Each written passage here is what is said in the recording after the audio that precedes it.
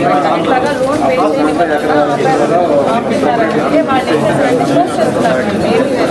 Employee ఏమి ఇవ్వకుండా closing level పంపిస్తున్నారు.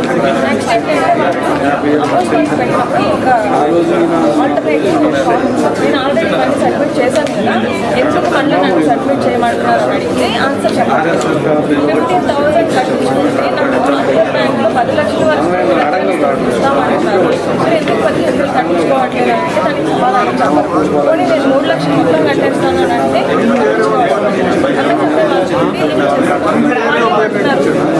మొత్తం ఇస్తామని 3 years మొత్తం రస్ట్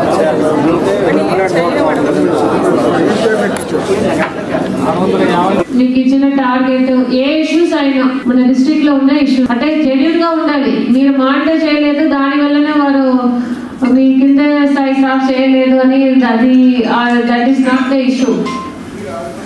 నిజంగానే ఏదైనా challenges, for example housing sand issue ఉంది, సిమెంట్ ఇష్యూ ఉంది, దాని వల్లనే చేయలేదు, ఫండ్ రిలీజ్ చేయలేదు, స్టాఫ్స్ తక్కువ ఉన్నారు నుంచి మనకు కావాల్సినదికి మీరు ఆల్రెడీ పంపి ఉన్న ప్రపోజల్ ఇప్పుడు కొత్తగా ఏదైనా స్టేట్ దృష్టికి తీసుకువెళ్ళాలి అంటే ఆ ప్రపోజల్ కొత్తగా కూడా మీరు ఇవ్వవచ్చు.